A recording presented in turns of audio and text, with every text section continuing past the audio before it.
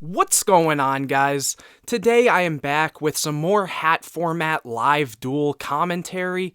Today I have Chainburn versus Firefist Koa'Ki Meiru. I'm on the right playing Chainburn, and my friend is on the left playing the Firefist Koa'Ki Meiru deck. He had only played it once or twice, but it was one of those decks that he kind of enjoyed playing, so he wanted to run it back. And I was just playing Chainburn because I was planning on recently doing a deck profile on it, because I had a couple people ask, and just, it's a very well-known deck in general, Chainburn. So if you haven't checked out that deck profile, by the time this goes up, that should be up. So definitely check that out. And anyways, he started and he went Tenki, and I believe there he searched a Firefist Bear. And then he went for Duality and got, I believe, another copy of Tenki as a follow-up. And I don't think he had ever played against Chainburn either. So just keep that in mind for this game, is like he knows of Chainburn, but I think for this time period, he didn't really know what cards were hit, if at any, and also, obviously, like, what cards, if they're playing, say, Ceasefire, as someone had mentioned in one of the comments, or, say, like, cards like Magic Cylinder, or anything like that. Anyways, he had just summoned a Urnite, and then went to my turn. I just passed, because I knew I had Battle Fader, and then it was back to him. He went Tenki, searched, I believe, a Wolfbark, and then summoned the Bear. And then here he goes to attack. I summon the Fader. Main phase 2, he goes and pops the Fader. I think at this point he might have thought I was playing some sort of tribute summon deck and I needed the monster, so he was just trying to deny me a monster that could potentially be tributed for a tribute summon. Here, he still, I don't think, knows what's going on, and he goes and summons another Urnite, trying to make a big push. Here, I saw on camera that he had a Solemn Warning, and I don't remember, but if he had it set before, I'm kind of interested to why he didn't activate it on the Battle Fader. But to be fair, I think at that point, he didn't have enough damage to make it worthwhile. I think he only had 1 or 2 monsters. And again, I don't think he even knew what I was playing at this point, so he might have been wanting to wait since I had so much card advantage. On my turn, I just set 5, and then he has the third Tenki, and here, I think, yeah, he's just checking his back row, and right here, he was telling me how setting 5, there's no way I have nothing like a Mirror Force or something, so he switches a couple monsters to defense just to play it safe, and then he summons a copy of Gorilla. He tries to pop one of my back row, and unfortunately, he hits the Dimension Wall, which I can tell you right now, out of all my back row, that was the only non-chainable in that situation. So literally, if he hit any other card, I would have just started chaining, but unfortunate. And here he goes and goes to battle phase, and I think he attempted to attack, and I said, like, start a battle phase. And I go for Jar Greed and then Legacy of Yatagarasu to draw 2. And then here I take a bit of damage. I think it was 17 here. And then an additional 21. And so I was willing to take a little damage. I think I had some other answers and stuff, but I wanted to play it safe. Here he has 4 monsters, and at this point he kind of can see what I'm playing. And I go Just Desserts to burn for 2,000 damage. He still is up in advantage, but here I go Secret Barrel, because, he has a lot of cards. He has his 4 monsters, his 4 back row, and I think 2 or 3 in hand. And he's just checking my graveyard, trying to get an idea of what to do. And he chains DD Crow, I believe, to Swift Scarecrow, just because DD Crow discards for cost, so he's trying to take a little less damage. Then he activates Chalice. I forget what happened here. I think he might have been trying to get rid of more cards, and maybe we messed up here, now that I'm looking back at it, that it resolved and got off the field before the Secret Barrel, or maybe that was right. I kind of got a little distracted there, but on my turn, I end up just setting 4 back row. He attempts to pop another one of my back row on his turn, and I chain the Just Desserts. Then from here, I chain the Chain Strike because his Gorilla was Chainlink 1, then Just Desserts Chainlink 2, and Chainlink 3 was the Chain Strike to do 1,200, and then another 2,000 off the Just Desserts. And here, I'm pretty sure I had game. I don't know why I waited here. He summons Cowboy, and I just flipped the second Just Desserts. Yeah, I don't really know why I didn't chain that at the end, but I guess it doesn't really matter here. We go on to game number 2, where he starts off the game. And he goes a Diamond Core of Koa'Ki Meiru, which, if you don't know, is basically just Rhoda for Koa'Ki Meiru cards, and he adds the Core. Just an important card. He sets 1 back row and passes to me. I take a second to think, and I have Duality, so I go for that. And here, I don't remember what I added. I think maybe Chain Strike. I remember from this game that I'm pretty sure in hand I had Battle Fader and Swift Scarecrow again, so I don't even think I committed a lot here, if anything.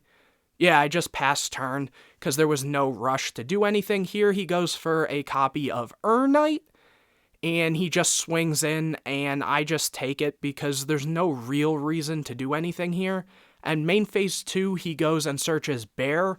I think he searched Bear here because the maintenance costs during the end phase for the Koa'Ki Meirus to either get rid of a core or reveal a Beast Warrior type. So yeah, here during the end phase, he just reveals the Bear.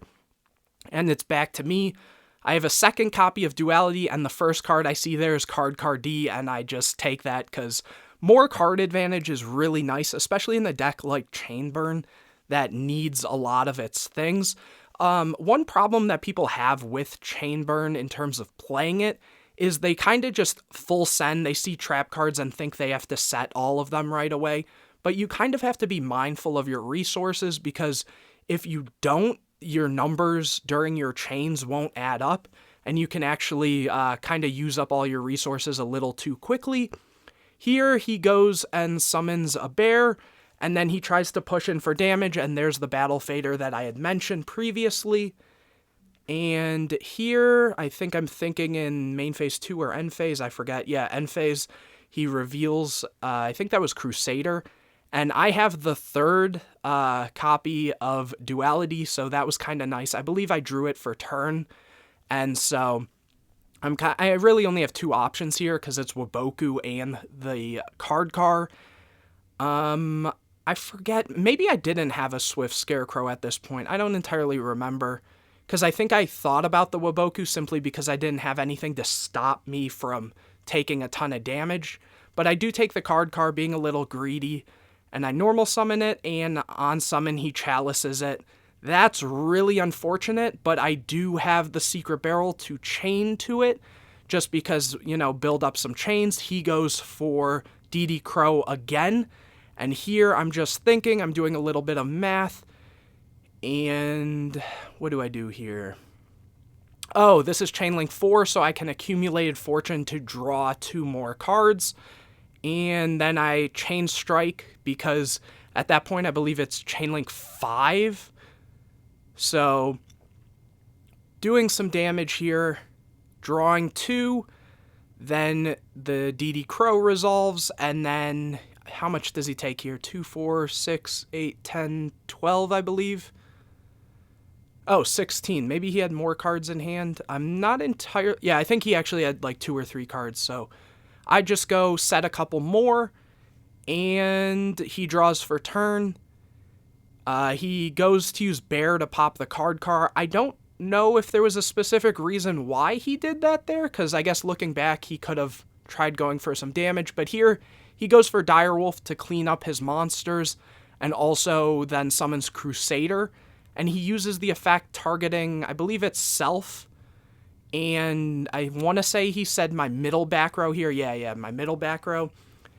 And luckily, that's good, because now I can activate the Just Desserts, then I can activate... All of this was chainable, so it didn't really matter, and I think the last card, yeah, Threatening Roar. So I knew I was surviving this turn, which was nice, because at this point, I'm running a little low on card advantage. I don't remember how many cards I had, maybe 2 or 3, but I know they weren't anything crazy. Oh yeah, I have 3 cards.